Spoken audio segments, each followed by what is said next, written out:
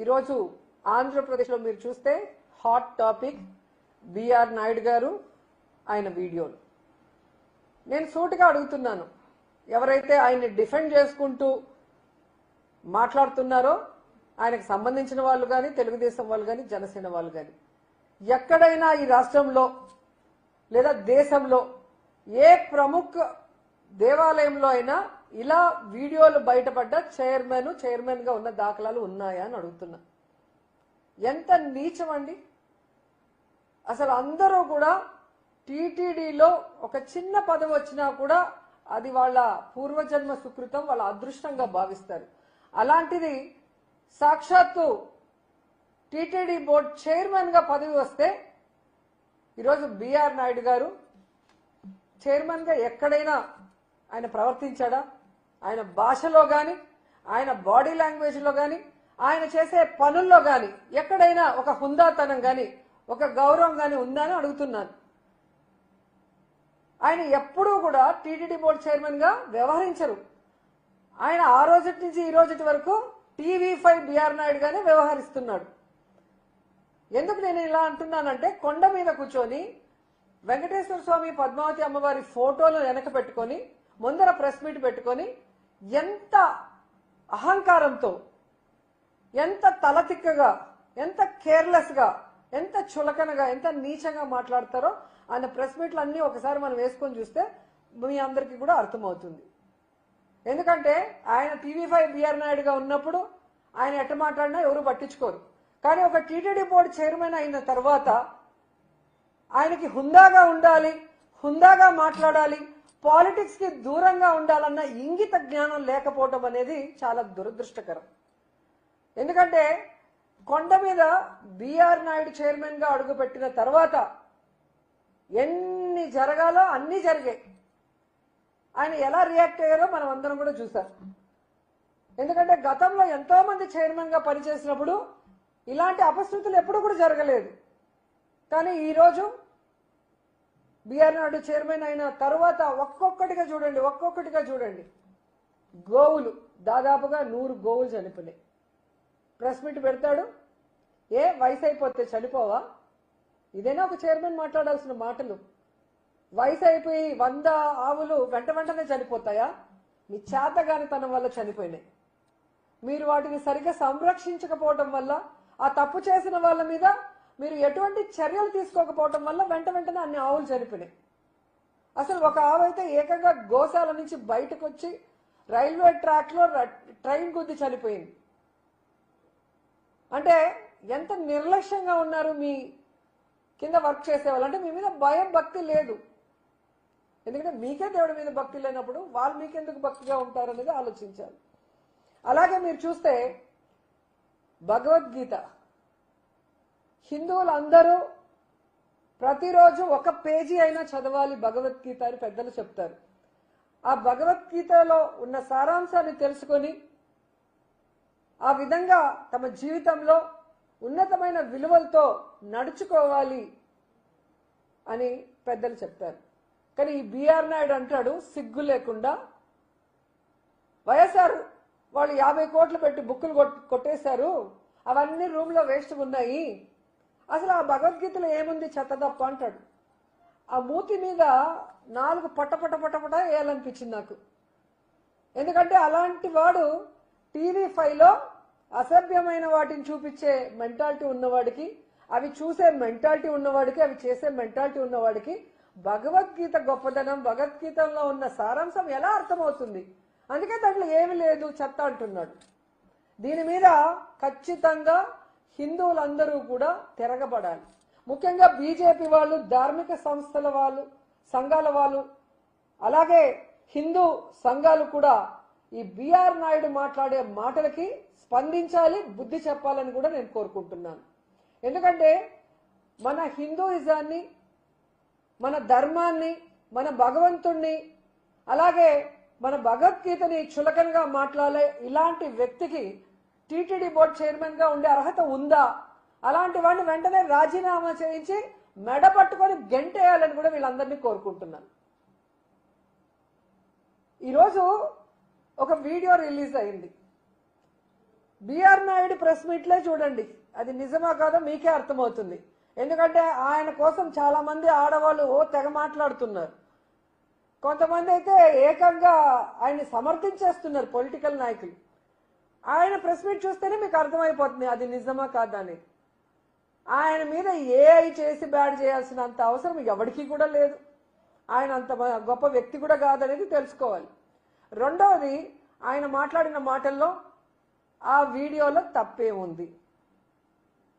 ఆ వీడియోలో ఉన్న ఆవిడ మాకు 25-30 సంవత్సరాలుగా మా అందరికీ ఒక మంచి రిలేషన్షిప్ ఉంది. వాళ్ళ ఇంట్లో వాళ్ళు కంప్లైంట్ చేశారా లేదా మా ఆవిడ కంప్లైంట్ చేసిందా, మీకేంటి బాధ? ఇలా మాట్లాడినప్పుడు అది ప్రజల విజ్ఞతకే వదిలేస్తున్నాను. వాళ్ళిద్దరి మధ్య ఏముంది, ఏం జరిగింది, ఏం జరగలేదని. ఎందుకంటే ఈరోజు ఆ వీడియోలు బయటకు వచ్చాయి అంటే ఒకటి ఆమెనా బయట పెట్టాలి, లేదా వాళ్ళ ఇంట్లో పనిచేసే వాళ్ళైనా బయట పెట్టాలి. వేరే వాళ్ళు పోయి వాళ్ళ ఇంట్లో కెమెరా పెట్టి తీసేంత అవకాశం ఉంటుందా? అది ఒకసారి మీ అందరూ కూడా ఆలోచించాలి. ఈరోజు పట్ట పగలు ఈ విధంగా దొంగ దొరికిన తర్వాత తప్పించుకోవడం కోసం ఈయన ఒక కేసు పెడతాడు, మళ్ళీ ఆవిడకి ఒక కేసు పెట్టిస్తాడు. అవి ఫేక్ వీడియోలు, ఏఐ వీడియోలు, మా మా మా గౌరవాన్ని భంగపరుస్తున్నారు అనేసి. ఆమె పేరేంటో నాకు తెల్ల, ఇందులేఖ అనుకుంటాను. ఆ మేడంకి నేను ఒక సలహా ఇద్దామనుకుంటున్నా. ఇందులేఖ మ్యామ్, ఇక్కడ ఎవరు మీ పరువు తీయలేదు. మీ పరువు తీసిందంతా బిఆర్ నాయుడు గారు. ఈరోజు మాకు ఇన్నేళ్ల సంబంధం ఉంది, వాళ్ళ ఇంట్లో వాళ్ళు ఏమనలేదు, మా ఇంట్లో వాళ్ళు కంప్లైంట్ చేయలేదు, అసలు దీంట్లో ఏం తప్పు ఉందని మాట్లాడి మీ పరువు తీసింది ఆయన మీద కేసు పెట్టండి. అది వదిలేసి ఎవరెవరి మీద కేసులు పెట్టామని మాట్లాడటం కరెక్ట్ కాదు. రెండోది, మీరు చూస్తే ఈరోజు ఇందులేఖ గారు 2019లోనే లెటర్ రాసినట్టుగా మీరు టీవీ మీడియాలో చూశారు, సోషల్ మీడియాలో అంతా కూడా. అది తెలుగుదేశం పార్టీ ఆఫీస్కి డైరెక్ట్గా చంద్రబాబు నాయుడుకి, లోకేష్కి రాశారు. మరి నిజం లేకపోతే మీరెందుకు లెటర్ రాశారు మేడం? అది మీ లెటర్ కానప్పుడు ఆ లెటర్ని మీద ఎంక్వైరీ చేయమనండి. ఆ లెటర్ అందిందా లేదా చంద్రబాబు నాయుడు చెప్పాలి, ఆ లెటర్ రాశారా లేదా ఇందులేఖ మేడం చెప్పాలి. చేయాల్సిన తప్పులన్నీ అందరూ చేసేసి ఎంతసేపు వైఎస్ఆర్సీపీ మీద దుమ్మెత్తి పోసేదానికి రెడీగా ఉంటారు. ఏ రోజు వైఎస్ఆర్సీపీ ఇలాంటి తప్పుడు పనులు చేయలేదు, ఏ రోజు వైఎస్ఆర్సీపీ ప్రజలకి అన్యాయం చేయలేదు, భగవంతుడిని కూడా ఎప్పుడూ కూడా అగౌరవపరచలేదు. కానీ మీరు ఎదవ పనులు చేస్తారు, భగవంతుడిని అగౌరవపరుస్తారు, వీడియోలు దొరుకుతారు, ఫోటోలు దొరుకుతారు, మళ్ళీ ఇదంతా వైఎస్ఆర్సీపీ కుట్ర అని మీ పచ్చ ఛానళ్లతో దాన్ని మా మీద రుద్దాలని చూస్తున్నారు. ప్రజలేం పిచ్చోళ్ళు కాదు, ప్రజలు మొత్తం చూస్తున్నారు. బిఆర్ నాయుడు గారు చైర్మన్ అయిన రోజు నుంచి ఈ రోజు వరకు కొండ మీద ఏ విధంగా తాగేసి మాడ వీధుల్లో తిరిగిన దాఖలాలు చూసాం, మర్డర్ జరిగిన దాఖలాలు చూసాం, గోవులు చనిపోయింది చూసాం, మాంసం తిన్న దాఖలాలు చూసాం. అన్నీ కూడా మీడియాలో వస్తున్నాయి కదా. ఇది ఏవి కూడా ఏవి కాదు, ఫేక్ కాదు. అసలు వైకుంఠ ఏకాదశి 6-7 మంది చనిపోతే ఒక చైర్మన్ గా బాధ్యత లేకుండా దాని గురించి పట్టించుకోలేదు. పవన్ కళ్యాణ్ గారు వచ్చి సారీ చెప్పంటే ప్రెస్ మీట్ పెట్టి సారీ చెప్తే చచ్చిపోయిన వాళ్ళు లేసి వస్తారా? ఎవడో చెప్తే సారీ చెప్పమంటే నేను చెప్తానా? అంటే నరాన బిఆర్ నాయుడుకి కొవ్వు ఎలా కొట్టుకుంటుందో చూడాలి. అంటే భక్తుల ప్రాణాలు అంటే మీకు గౌరవం లేదు. దేవుణ్ణి చూడటానికి వచ్చిన వాళ్ళని చంపే అధికారం మీకెవరిచ్చారు? రైట్స్ ఎవరిచ్చారని అడుగుతున్నా. ఎన్నో సంవత్సరాలుగా వైకుంఠ ఏకాదశి అంటే క్యూ లైన్లు పెట్టి టికెట్లు ఇష్యూ చేస్తారు, టోకన్స్. మరి ఏ రోజు జరిగింది? నీ ప్రభుత్వంలో ఎందుకు జరిగింది? నువ్వు ఎవరైనా ఆఫీసర్ని కలుపుకొని పోతే కదా, ఎవరిని మతించవు, ఎవరిని అడగవు, నీకు తెలియకపోయినా నీ ఇష్టానికి చేస్తావు. నీ వల్ల ఈరోజు తిరుమల కొండ పేరు ప్రతిష్టలు దిగజారే విధంగా జరుగుతున్నాయి, అలాగే ప్రజల ప్రాణాలు పోతున్నాయి. సిగ్గు లేకుండా ఈసారి వైకుంఠ ఏకాదశిలో టోకన్లు ఇష్యూ చేయడం చేతగాక జనాల్ని రానికుండా కింద తిరుపతిలోనే ఆపేశారంటే ఎంత దురదృష్టకరం ఒకసారి చూడండి. నాకు తెలిసి చరిత్రలో అతి తక్కువ మంది వచ్చిన వైకుంఠ ఏకాదశి ఇదే అనుకుంటా. గుళ్ళో దర్శనం లేకపోయినా కనీసం కొండపైన నించున్న భగవంతుడి ఆశీస్సులు ఉంటాయని అందరూ కొండకొస్తారు. టోకన్లు ఇవ్వకపోవడం నీ చేతగానితనం. దాన్ని కప్పిపుచ్చుకోవడానికి కొండ మీదకి కూడా ఎవరిని రానికుండా ఈరోజు నువ్వు చేస్తున్న పని ఏంటి? అండ్ ఈ రోజు వరకు నువ్వు తిరుమల ప్రతిష్ట పెంచే విధంగా ఒక పనైనా చేసావా? లడ్డూ గురించి చంద్రబాబు నాయుడు అంత నీచంగా మాట్లాడుతుంటే, పవన్ కళ్యాణ్ అంత నీచంగా మాట్లాడుతుంటే, ఒక చైర్మన్ గా ఉండి నువ్వు దాని మీద స్పందించి ఇది తప్పు జరగలేదు, జరగని దాన్ని జరిగినట్టు మీరు ఎలా చెప్తారు? మీ దగ్గర ఏం ప్రూఫ్స్ ఉన్నాయి? ఏం శాంపుల్స్ ఉన్నాయి? ఏ ఇంటెలిజెన్స్ రిపోర్ట్ ఉంది? ఏ ల్యాబ్ రిపోర్ట్ ఉందని అడగాల్సింది పోయి పట్టించుకో. కానీ హెరిటేజ్ ఒక మాట అనగానే ఏ విధంగా లేచి నించొని మాట్లాడుతున్నావో అందరూ గమనిస్తున్నారు. సో దొంగ ఒకరికొకరు సపోర్ట్ చేసుకుంటున్నారు.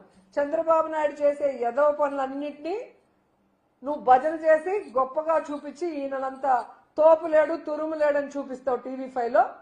ఆయనకి నచ్చే విధంగా ఆయన చెవులకు ఇంపుగా జగన్మోహన్ రెడ్డిని వైఎస్ఆర్సీపీ వాళ్ళని ఇష్టం వచ్చినట్లు మాట్లాడి వాళ్ళ మీద నిందలు వేస్తావు. దానికోసం నీకు క్విక్ ప్రోకో కింద ఒక తిరుమల తిరుపతి దేవస్థానం చైర్మన్ పదవి తీసుకున్న నీకు బుద్ధి లేకపోయినా ఇచ్చే చంద్రబాబు నాయుడు కన్నా బుద్ధి ఉండాలి.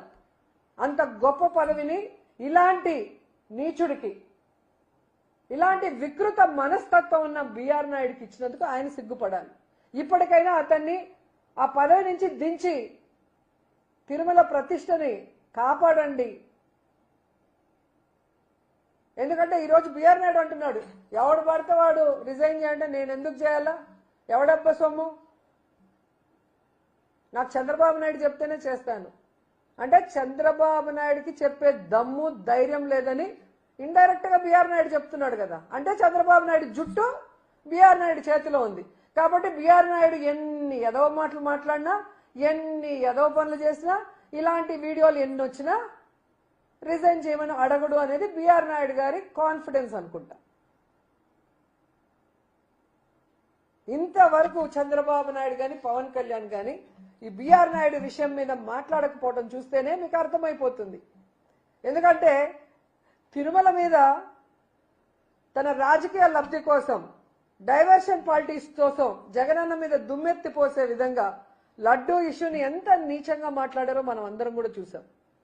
కానీ ఈరోజు బిఆర్ నాయుడు వీడియోలు బయటకు వస్తే సనాతన యోధుడు పవన్ కళ్యాణ్ నోట్లోంచి మాటలు రావు, చంద్రబాబు నాయుడు నోట్లోంచి కూడా మాటలు రావు. మరి పనున్నా పని లేకపోయినా హైదరాబాద్ లో అయినా కూర్చొని కోవిడ్ లో కూడా జూమ్ లో ప్రెస్ మీట్లు ఇచ్చిన వాళ్ళకి ఈ రోజు ప్రెస్ మీట్లు ఇవ్వడం చేత కాలేదా? ఇస్తే బిఆర్ నాయుడు చేతిలో వాళ్ళకి ఫుల్ స్టాప్ పడుతుందన్న భయమని నేను అడుగుతున్నాను.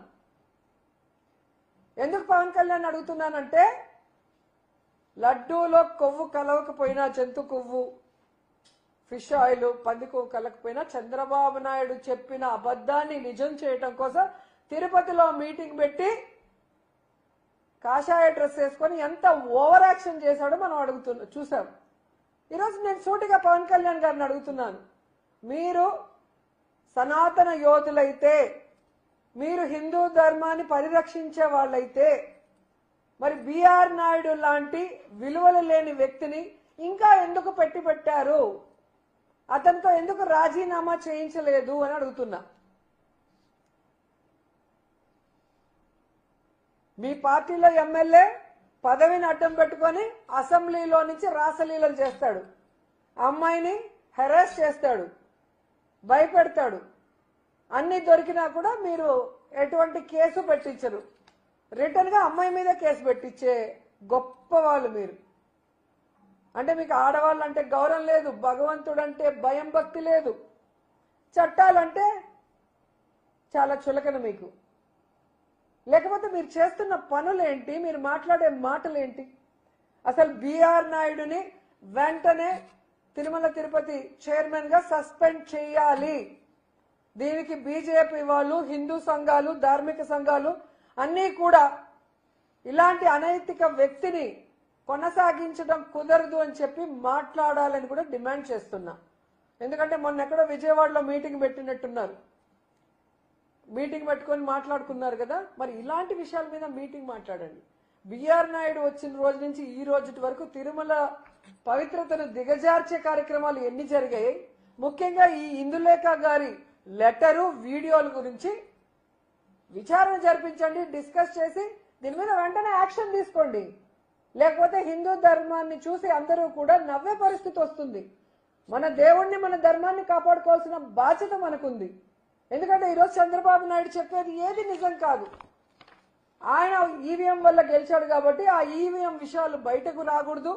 జీవో ఇచ్చి మొత్తము వివిప్యాట్ని డిలీట్ చేశారు కాబట్టి దాన్ని డైవర్ట్ చేయడానికి ఏ విధంగా రోజుకొక కార్యక్రమంతో ముందుకొచ్చారో మనం చూసాం. ఆ తర్వాత నీ యొక్క హెరిటేజ్ ని లాభాల బాటలో పెట్టడం కోసం ఏ విధంగా మీరు హిందాపూర్